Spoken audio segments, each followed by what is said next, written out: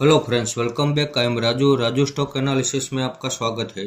आज हम आपके सामने दो कंपनियों का एनालिसिस करने वाले हैं, जिसमें सबसे पहला नाम है वालचंद पीपल फर्स्ट लिमिटेड। अब इसके फंडामेंटल में शेयर होल्डिंग पैटर्न हम देखें तो पब्लिक के पास 42% जितनी होल्डिंग हमें यहाँ पे नजर आ रही है, लेकिन उसमें भी आप यहाँ पे देख सकते हैं 12% जितनी होल्डिंग तो बड़े इन्वेस्टर के पास है, तो पब्लिक के पास केवल 30% जितनी होल्डिंग है। गवर्नमेंट के पास इसमें 0.02% की होल्डिंग है, डीआईएस के पास इसमें 0.32% की होल्डिंग है और बाकी की सारी होल्डिंग प्रमोटर के पास मौजूद है। इसके आगे इसकी बैलेंस शीट हम देखें तो इस कंपनी के ऊपर सिर्फ और सिर्फ 15 लाख का कर्ज है। उसके सामने रिजर्व हम देखें तो इस कंपनी के पास 27 करोड़ का रिजर्व है। अब 2015 से लेकर अब तक का रिजर्व का डेटा आप यहाँ पे देख सकते हैं। हर साल इस कंपनी में रिजर्व बढ़कर ही आ रहा है, तो इस हिसाब से इनकी बैलेंस शीट काफी मजबूत और दमदार है। इसके आगे प्रॉफिट एंड लॉस सेगमेंट में हम देखें तो ईयर ऑन ईयर ये कंपनी कंपलसरी प्रॉफिट कर रही है, लेकिन 2021 में एक साल इस कंपनी ने छोटा सा लॉस भी किया है, तो उसे हम इग्नोर कर सकते हैं। साथ में ये कंपनी हमें डिविडेंड भी दे रही है। अब 2004 से लेकर अब तक का चार्ट आप देख सकते हैं।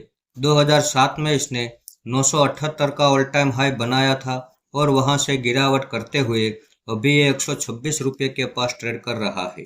तो आज हमने इसमें यहाँ एक एंट्री कर ली है, जिसके स्क्रीनशॉट आप देख सकते हैं। अब इसमें और ज्यादा बड़ी गिरावट होती है तो इसमें हमारा दूसरा सपोर्ट 80 रुपये के पास रहेगा। वहां पे हम दूसरे एवरेज करने वाले हैं। मान लो यदि वहां से भी और ज्यादा बड़ी गिरावट होती है तो इसमें हमारा जो तीसरा सपोर्ट है वो 50 रुपये के पास रहेगा। 50 रुपये के पास हम तीसरी एवरेज भी करने वाले हैं। और यदि वर्स्ट के सिनारियो में वहां से भी और ज्यादा बड़ी गिरावट होती है तो इसमें हमारा जो चौथा सपोर्ट है वो 30 रुपये के पास रहेगा और 30 रुपये के पास हम दिल खोल के इन्वेस्टमेंट करने वाले हैं। इसमें हमारा जो टारगेट है वो 250 रुपये के पास रहेगा। 250 के भाव में हम सिर्फ और सिर्फ 75% होल्डिंग एग्जिट करेंगे और बाकी बची 25% होल्डिंग लॉन्ग टाइम के लिए छोड़ देंगे। अब इसके फंडामेंटल भी अच्छे हैं, वैल्यूएशन में भी अभी यह सस्ता हो चुका है और अगर यहाँ से और ज़्यादा बड़ी गिरावट आती है तो आने दो। इसके हर गिरावट में हम बिना डरे अपना इन्वेस्टमेंट बढ़ाने के लिए तैयार है, तो इस कंपनी के ऊपर हम भरोसा कर सकते हैं। आइए तो अब देख लेते हैं हमारा अगला स्टॉक, जिसका नाम है हिसार स्पिनिंग मिल्स लिमिटेड।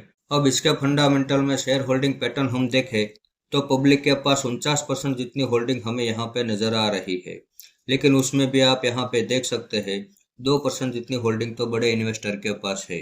तो पब्लिक के पास केवल 47% जितनी होल्डिंग है, बाकी की सारी होल्डिंग प्रमोटर के पास मौजूद है।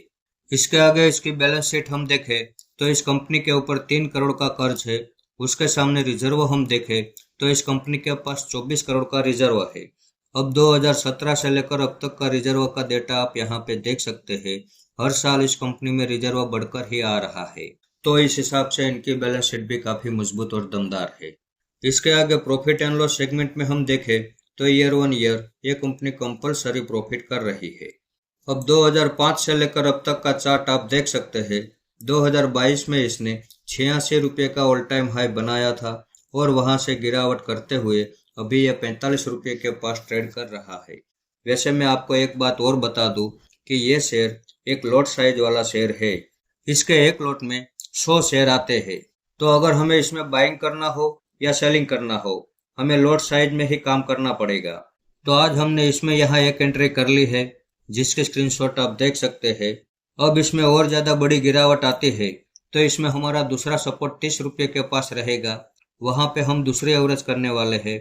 मान लो यदि वहां से भी और ज्यादा बड़ी गिरावट आती है तो इसमें हमारा जो तीसरा सपोर्ट है वो 15 रुपये के पास रहेगा और 15 रुपये के पास हम तीसरी एवरेज भी करने वाले हैं।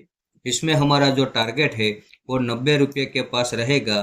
90 रुपये के भाव में हम इसमें प्रॉफिट बुक कर लेंगे। अब इसके फंडामेंटल में भी कहीं कोई खराबी नहीं है और वैल्यूएशन में भी अभी यह सस्ता हो चुका है। तो अब अगर यहाँ से और ज्यादा बड़ी गिरावट आती है तो आने दो। भले ही ये लॉट साइज में चल रहा हो, लेकिन कोई बात नहीं, हम इसके हर गिरावट में बिना डरे अपना इन्वेस्टमेंट बढ़ाने के लिए तैयार है। तो इस कंपनी के ऊपर भी हम भरोसा कर सकते हैं। तो इस वीडियो को आप मेरी ओर से बाइंग या सेलिंग के रिकमेंडेशन ना समझे। ये मेरा पर्सनल व्यू है जो मैं आपके सामने शेयर कर रहा हूँ। ऐसे ही अच्छे अच्छे टेक्निकल और फंडामेंटल वाले स्टॉक मैं आपके सामने लाता रहूंगा। आपने यहाँ तक मेरा वीडियो देखा, उसके लिए आपका बहुत बहुत धन्यवाद।